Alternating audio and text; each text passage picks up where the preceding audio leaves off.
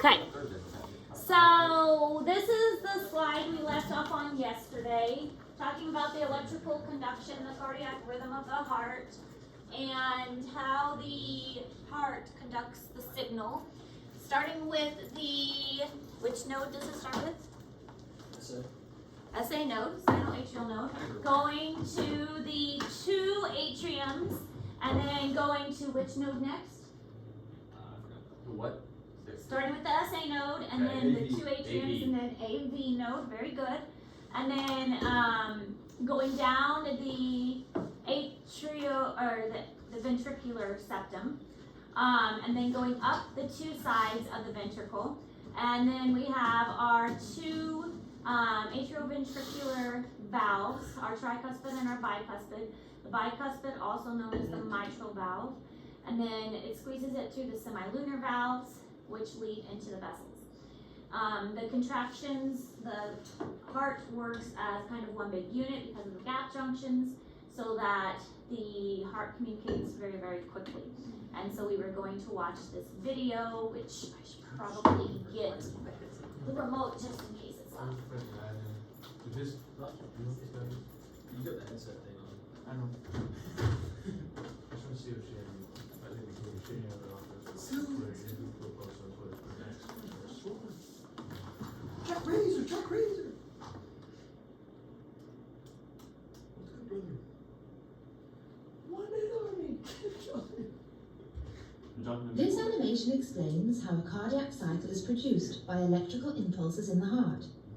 The cardiac cycle starts when an electrical impulse or action potential is generated by the sinoatrial node. The electrical impulse travels along specialized conducting fibers in the walls of the atria, stimulating the atria to contract and pump blood into the ventricles. In the normal heart, impulse travels very rapidly. As a result, all the muscle cells in the atria contract together, producing a coordinated pumping action. The impulse also travels across the right atrium to the atrioventricular node, where it is delayed slightly to allow the ventricles to relax and fill with blood before they contract. The impulse travels along the bundle of His, where the conducting pathways divide in two, forming the left and right bundle branches, which lie in the interventricular septum.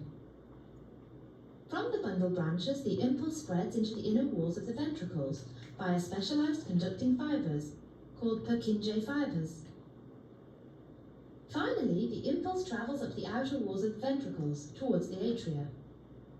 The rapid and controlled spread of the electrical impulse through the ventricles stimulates the muscle cells in the ventricles to contract together and pump blood efficiently to the lungs and body.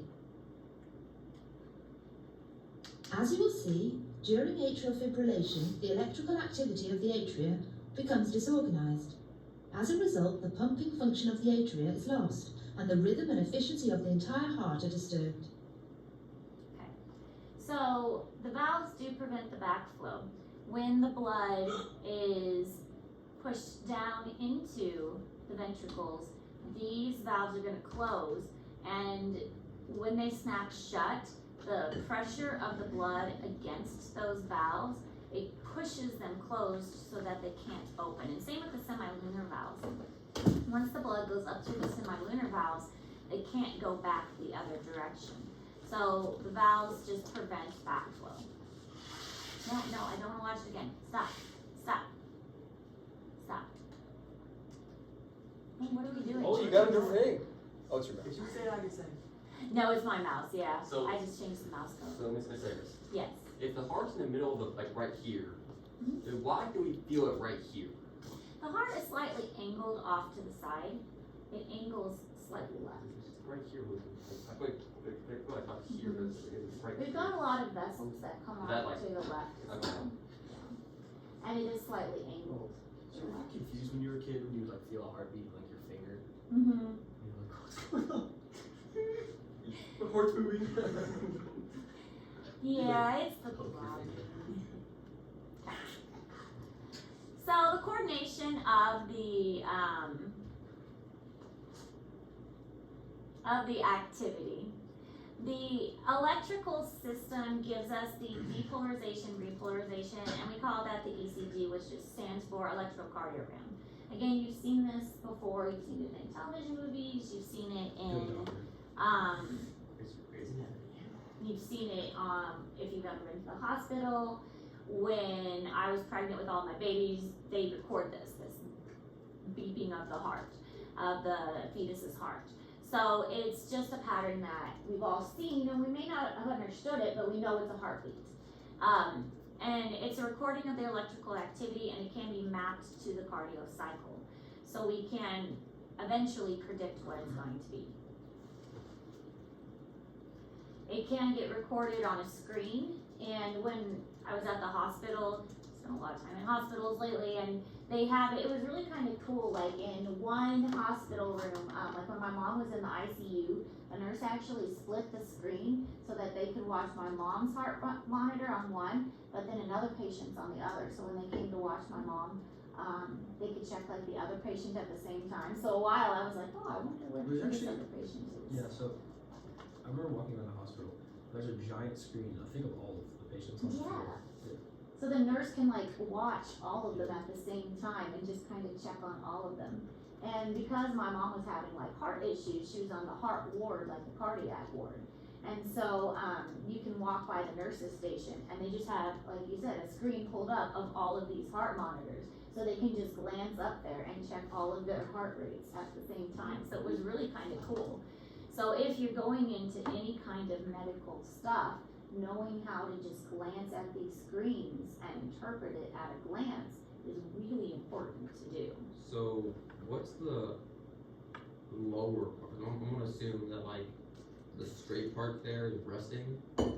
Which part, like this? No, down. It goes up when it beats, Right. right? Yeah. Yes, this What's is the- ventricular contraction. So Remember, you guys go below that line, and then back up, and then straight line there, right there. Yeah. What is that? So we'll go over all of that. Yeah. We'll go over all of that and yeah, here. So as the heart beats, this is called the PQRS T. So the P is the beginning of the contraction. That's where it starts. So the P wave is the atrial depolarization. Remember, depolarization is the beginning of a contraction. So when the heart is beginning to contract, that's the beginning of the P wave.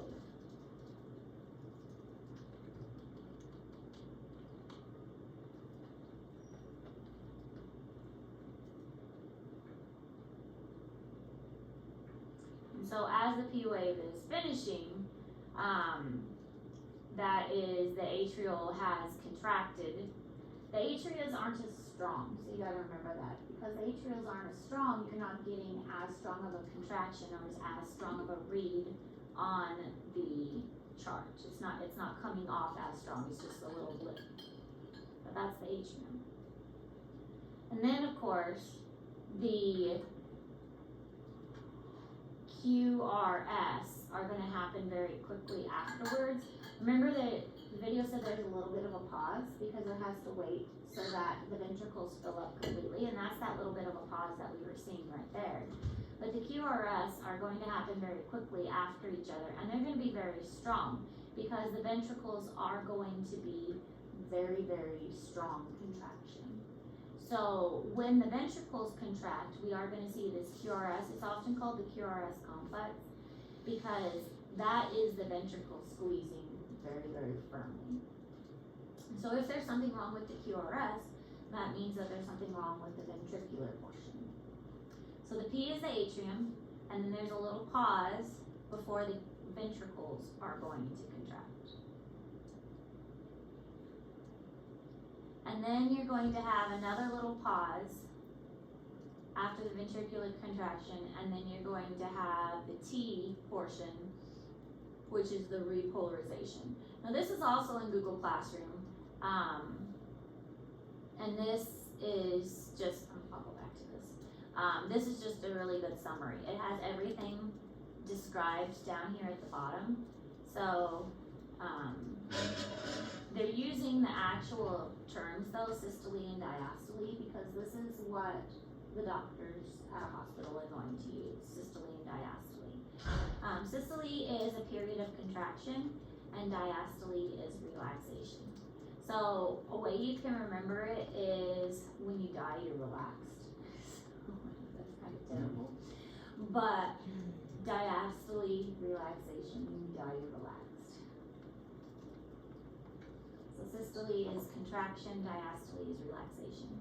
And the cardiac cycle is alternating periods of systole and diastole.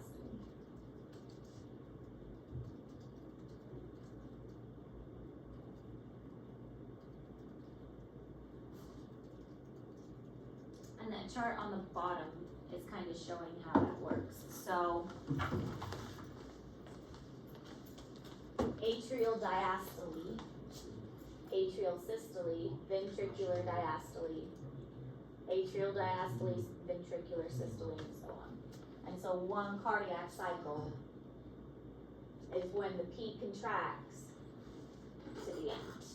Because when you get here, it's going to repeat again. You're going to have the atrial systole start again, and the whole process is going to repeat.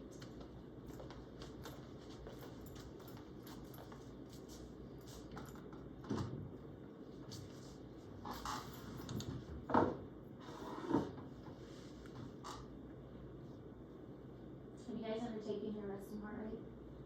Yeah. I think I've done that in science class. Athletes are going to have a much lower resting heart rate. Younger people also have a lower one, except for babies. Babies have typically really high. Fetuses have really high, so it's normal for a fetus, like still before birth, to have 150 or so. That's normal. 130 to 150 is normal for a fetus. You guys, young healthy guys, typically would be 70 or so, just sitting like you are now. Me, I would probably have 70 to 80 or so. Something like that is normal.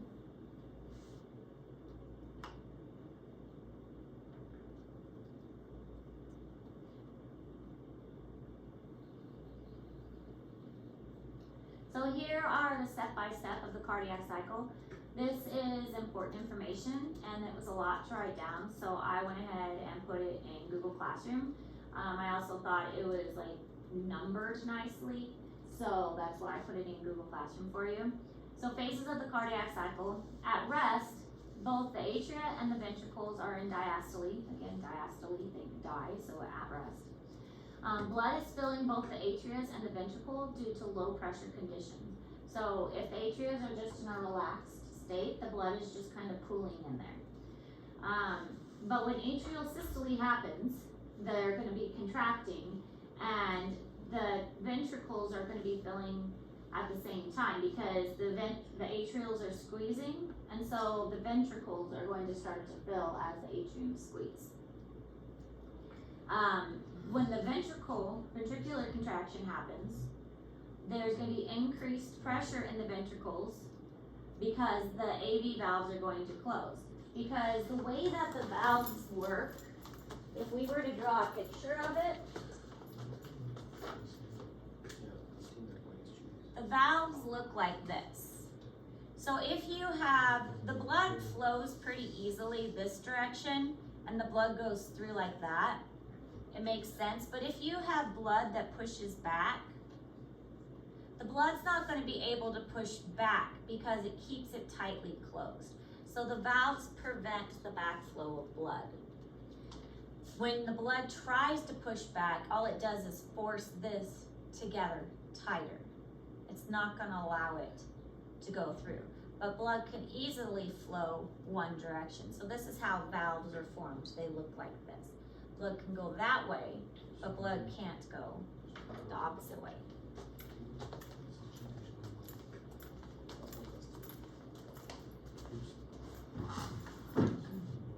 And the semilunar valves look very similar to that too. Now, when you hear a heartbeat, and this is important to understand, you're not hearing the blood flowing into the heart. What you're actually hearing is the snapping closed of the valves. So when the valves snap closed, that's that lub dub noise you're hearing. love dub, love dub. That's your valve snapping closed. So that when a doctor is listening to your heart, if they can't hear that typical love dub sound, that means there's something wrong with your valves. Your valves aren't closing correctly. Ventricular injection, so when your blood is moving out of the ventricles, they go into the semilunar valves, and the semilunar valves are connected to the arteries. And whether that goes into your pulmonary system or it goes into your systemic system, it just depends on which ventricle it's in. Then you're gonna have the volumetric ventricular relaxation. So your ventricles are gonna relax, and this is going to allow the semilunar valves to close. And this is that dub sound, that second sound as the valves snap closed. The pressure still hasn't dropped enough for the AV valves to open, so you're still gonna have some pressure remain, and then the process is going to repeat itself.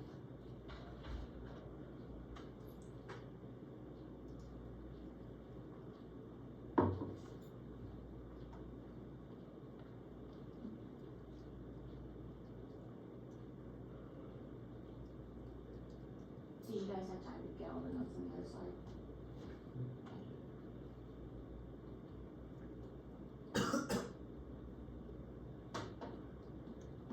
You know, I will say, I do like having more board space. To write stuff on the board. It's almost easier, like, easier for my eyes or something. I don't know. And it's nice to not have that bright light shining on you when I write on the board too. Like the reflection of it, like almost give me a headache. Maybe it's also because we're just used to staring at TVs more. It only took a year, but it was nice. Blake's dying over in the corner. Something like that. Yeah. Sneaky burp. Don't puke in my class, please. I'm not. Ooh. We've already covered how much I hate that. Lactic acid working on Friday, I'm down. Ooh. None. No, I won't, it'll be in track practice, but Well, I'll keep it for you sure. call you one in check. What do we do with these places, you know? Are we running? I mean, it's raining right now.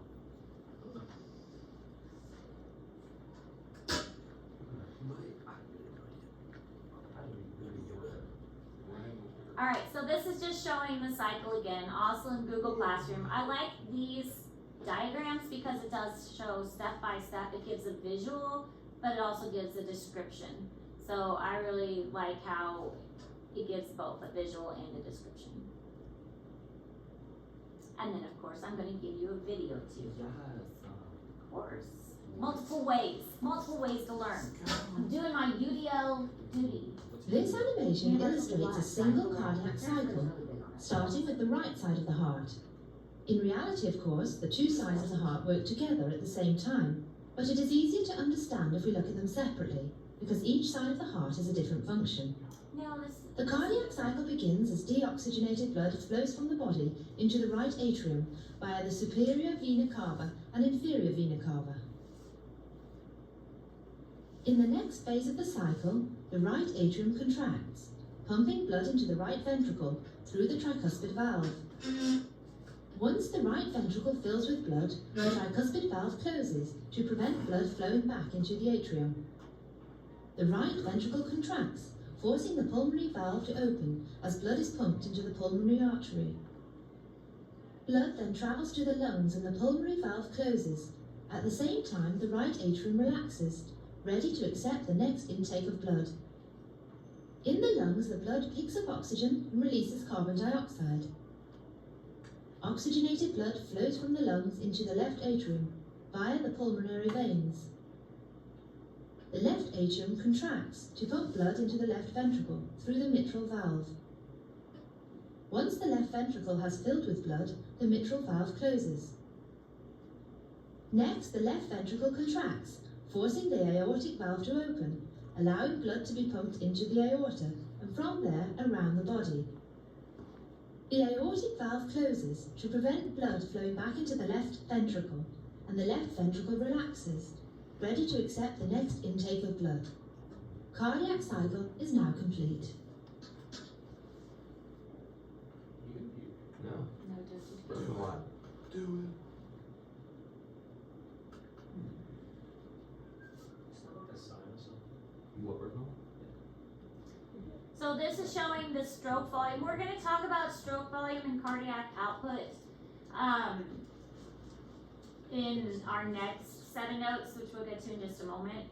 But stroke volume is how much blood is moved, and cardiac output is the total amount of blood that is moved. And you combine that together and you can figure out like how much our heart is being efficient, like how efficient how our heart is actually working. So cardiac output is actually something that's very helpful to know, because if our heart is being really efficient, then we can work on that if we need to. So cardiac output is something that athletes especially would need to know.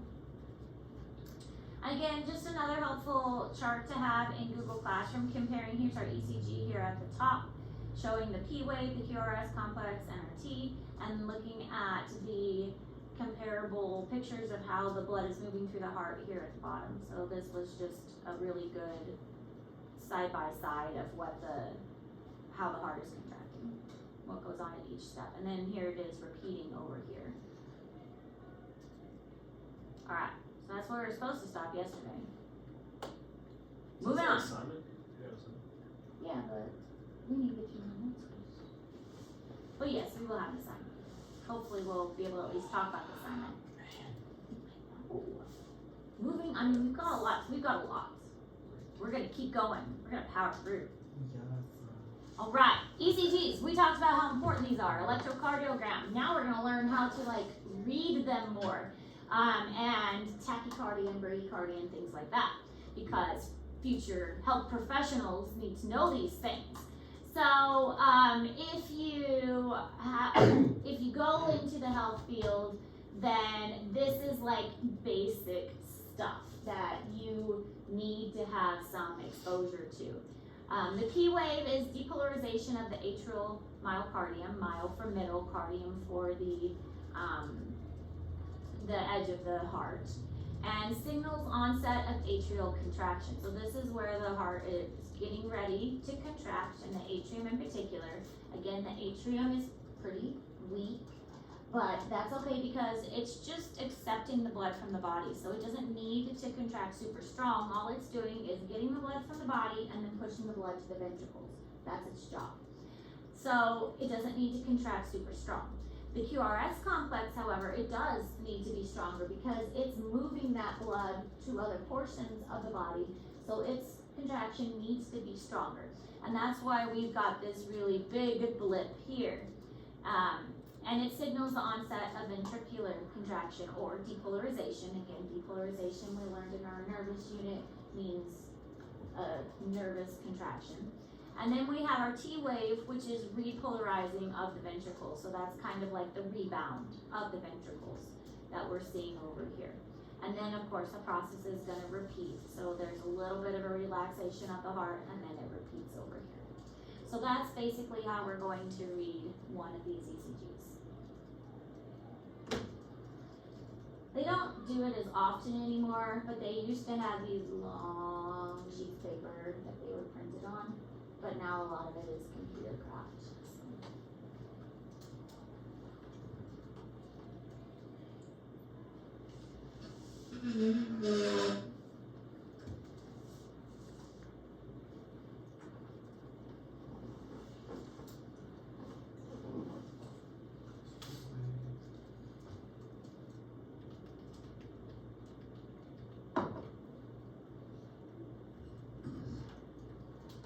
Are you gonna like read one of those? Yes. You'll need to be able to describe what's going on, and you'll need to be able to see one, and we're going to talk about bradycardia and tachycardia, atrial fibrillation, and be able to look at one and say this one's in bradycardia, this one's in tachycardia. So, yes.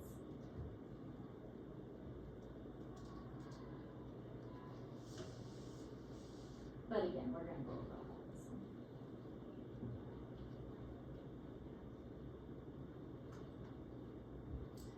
Alright, so, PR interval or PQ interval is about 16 seconds. It extends from the start of atrial depolarization to the start of ventricular depolarization. And then the Q through the T interval, so Q through the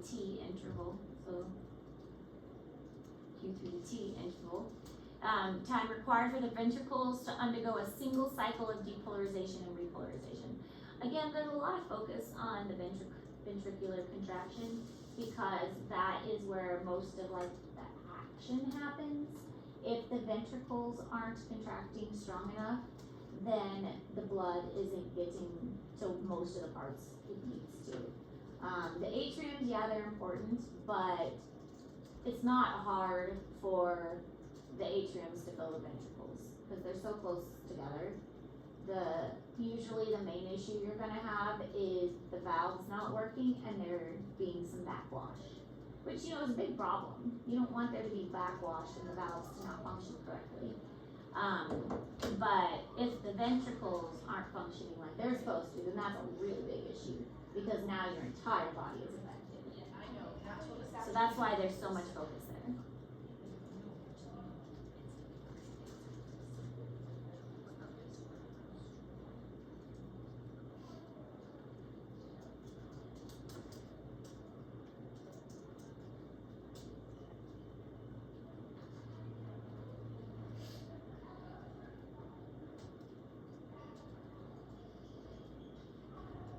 And the timing of it is really important too, which is why it's talking about 0.2 seconds and 0.16 seconds.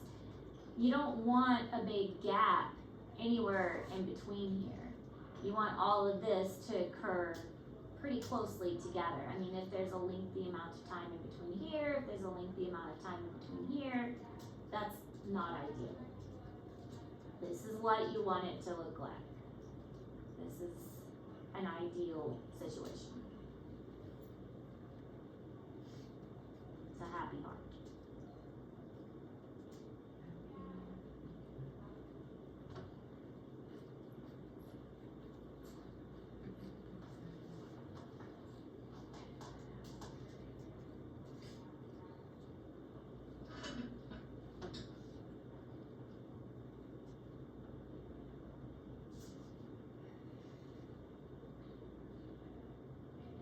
So here again is a normal electrocardiogram.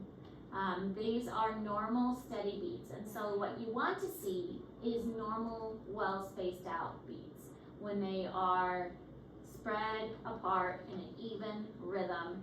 And usually on monitors you will see the beats, but it will also tell you so many beats per minute, and so you can monitor how many beats per minute it is. They will have a patient at a hospital will have a blood pressure cuff. They will have a device on the finger, and it's usually the device on the finger that monitors the beats per minute, and it's the device on the finger will also measure oxygen. And if the device on the finger gets moved too much, then it sets off all kinds of alarms. And fun story, if you're in ICU, the bed sets off alarms too. I tried to adjust the bed for my mom, and I was gonna remove the footing of the bed, set off an alarm. I didn't know that the beds had alarms. Cause my grandma is the one too. There's really small buttons to go on the bed somewhere that you clip onto them, so you might have hit that. Well, in this case, she was kind of slipping down the bed, and she couldn't get comfortable, and so I was like, oh, we'll just take the foot part off the bed. You can't do that in ICU. Yeah, no, The beds are alarmed. Yeah. I got in trouble. The nurses came running in. It's like, I'm sorry. Anyways, it was kind of funny. So this is a normal, nice pattern. But even though this is a nice pattern, it will also say so many beats per minute. Because sometimes you'll look at the screen and it's like, oh, it's a regular beat, but it could be too slow of a regular beat, or it could be too fast of a regular beat. Because just because it's a regular beat doesn't necessarily mean that it's good. It could be too fast or too slow. Alright, so pulse. Infants have a high rate 120, but I saw with all of my kids, it ranged anywhere from 130 to 150, depending on how old the baby was, whether it was a boy or a girl. There's rumors that girl babies have higher heart rates. It wasn't necessarily true, but anywhere from 120 to 150 is normal for an infant. Young adult females, 72 to 80.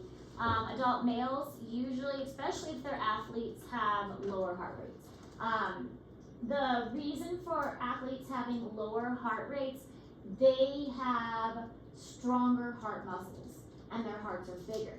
So because their hearts can hold more blood, because their hearts are bigger, then they don't have to pump as much, because their hearts can pump more blood, so they don't have to pump as frequently. Heart rate rises again in the elderly, so older people can typically have a higher heart rate. Tachycardia is a fast heart rate, and bradycardia is a slow heart rate. So tachycardia is too fast, bradycardia is too slow.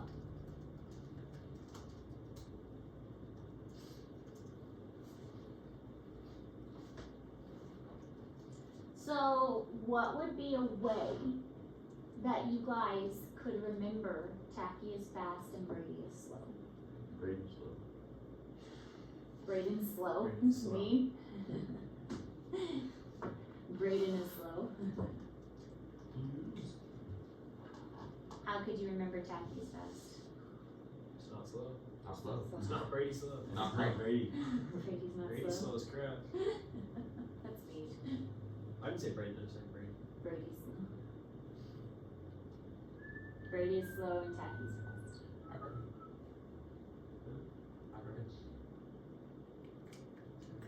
See, tacky sounds slow. Tachy sounds slow. So if I was to look at them, look at the two terms, I think tacky. So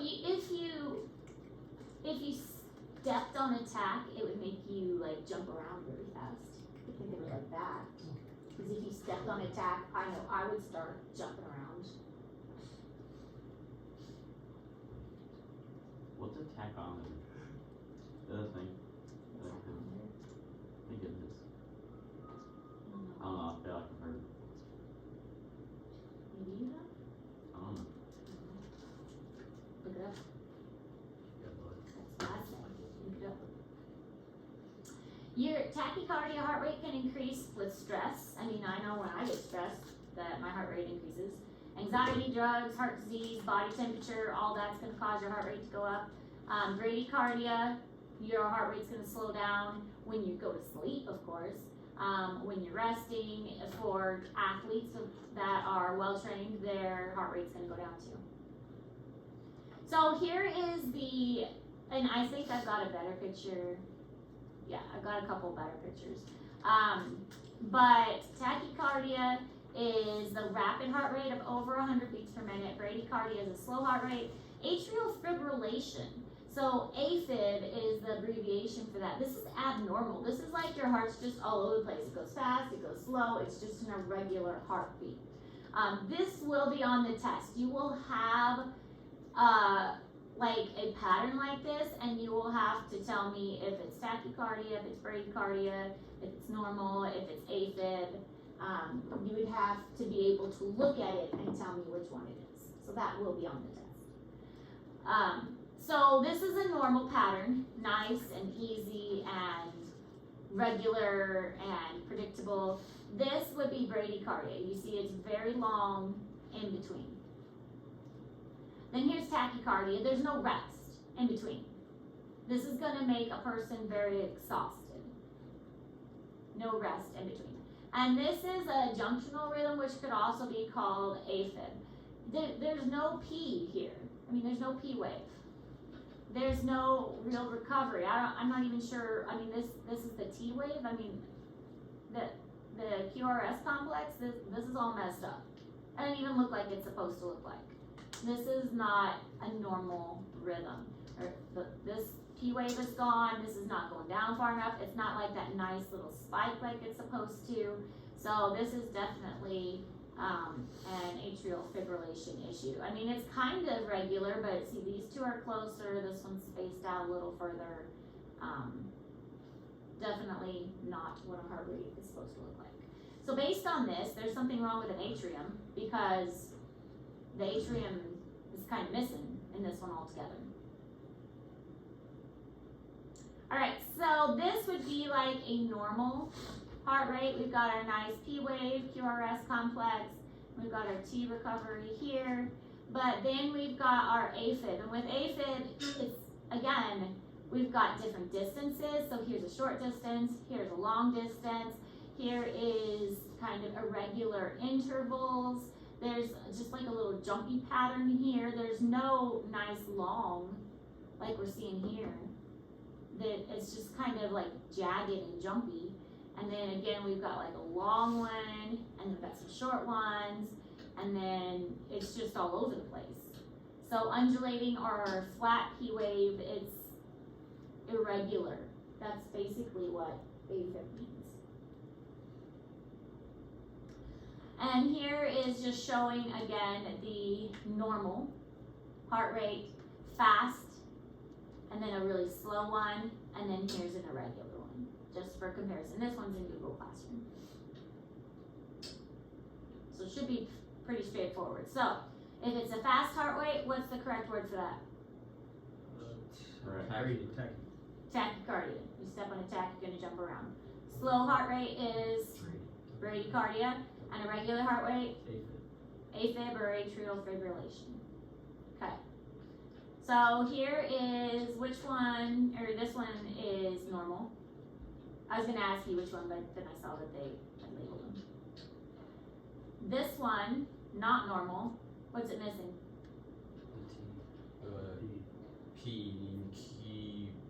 Q? It is kind of missing the Q too, but it's definitely missing the P wave right there. You got Q wave. Yep, should have a P wave right there. So what does that tell us? It's not It's not, but what part of the heart is messing up?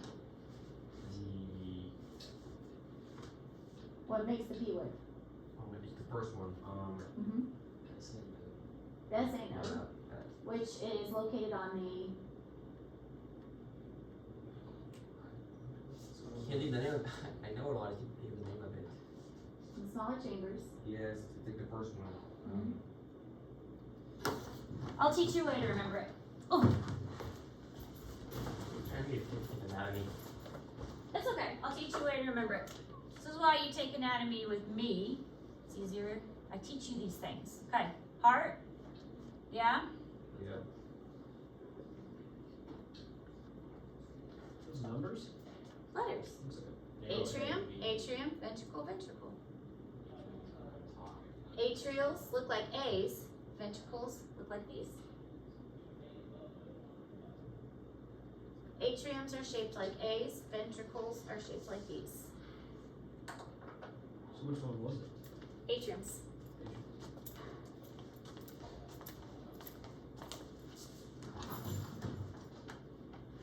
Is missing the atriums because atriums are first. Okay. Abnormal. It's all over the place. I don't even know what's going on here. Went down. Inverted QRS complex, misshaping QRS and T, and absence of a P wave. This heart's messed up. That's what we're going with. What's the upside down one? Most likely,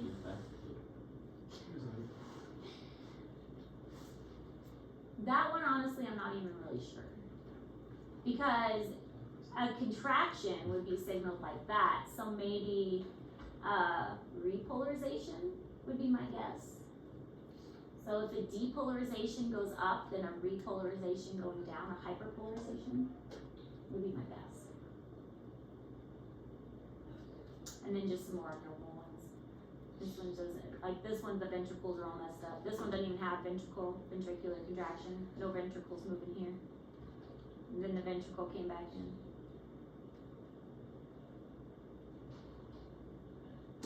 Failure at the AV node. Yeah, AV node wasn't working on that one.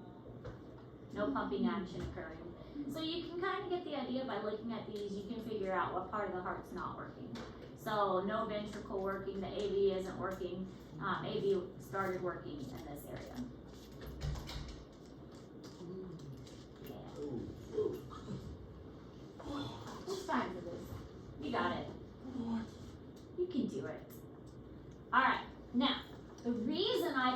one on here was because this is the one my mom had. Oh my gosh.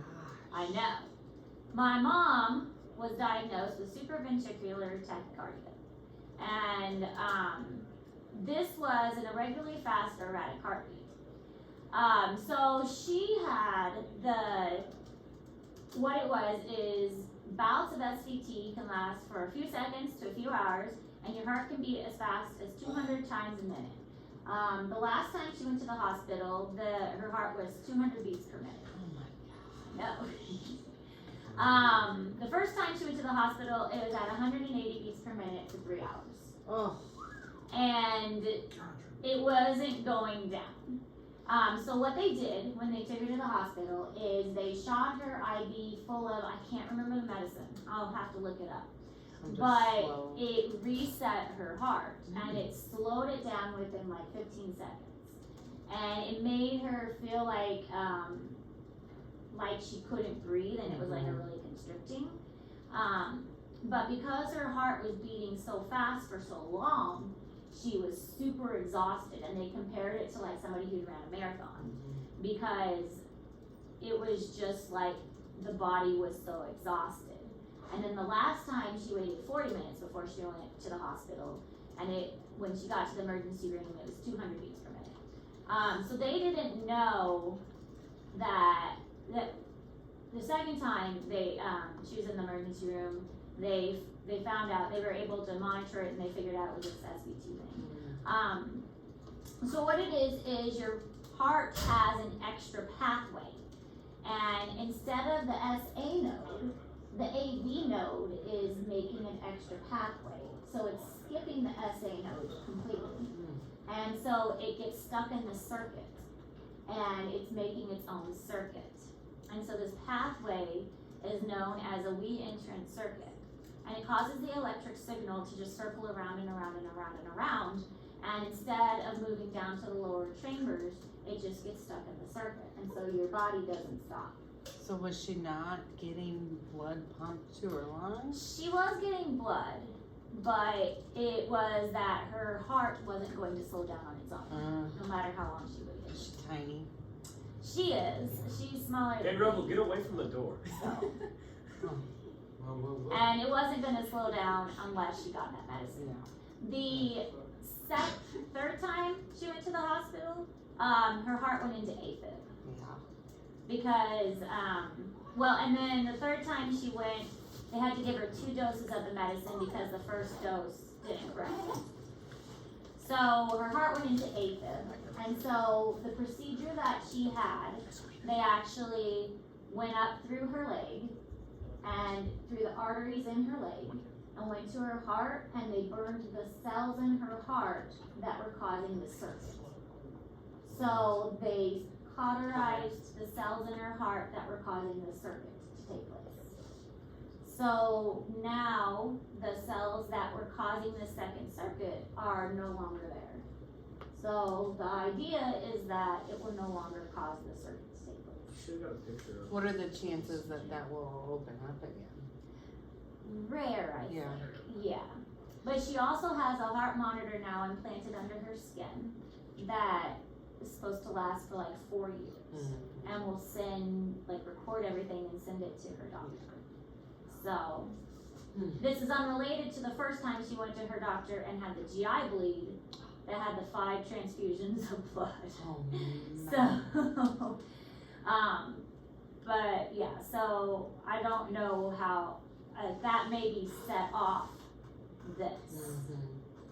So, I added that because it played in so well to what we were doing and what we were learning about with the cardiovascular system and how the heart operates. What'd you say? This is Miss I want to Hayes. sketch my Check Tuesday. Well, one man army, Kim Jong-un. That's the fun. He's not. Did she grade your test? Yep. Straight always. You wanna know what I got? Test as well. Warren, you wanna know what I got? 100%. Okay. So real? Oh, yeah. Nice. Better. I mean, that's a silly reason not to give it to Curve him. Yes, sure. So you did the best. Sounds good, thank you. They call this. Well, you didn't have to say it. Alright, so that is a procedure that is like, for her it was more complicated because her circuit was in a different place. And this is the pattern of supraventricular tachycardia. And so this shows like how fast it goes. Yeah, I mean, I guess cool. It's a lot of beats. It's a lot of beats. I mean, I can't even imagine a heart beating 200 beats per minute. And then the fact that she waited 3 hours to go. It's like 3 monsters in 2 seconds. Yes. Okay, we'll stop there for today, and we'll pick back up with cardiac output tomorrow. So we'll stop there. Gary, Very loud. yes, he did not get it before. So the only thing they're checking on is if he will be well enough. But I think that even if he's not, that's a silly reason to not. Yeah. I mean, I don't know how he ended up because Yeah, he was the principal at the high school, or in the school for a while. yeah. And then he's coached and he's. Yeah, but they said that Fisher checked that he has not gotten one. So go ahead and plan on it. And you say you and Vivian were gonna do it together. Well, she was gonna help me write it. Okay, But that's she loves Gary. Yeah. Every year I go bird hunting with Gary. He takes his dog out. We go like quail hunting and pheasant hunting.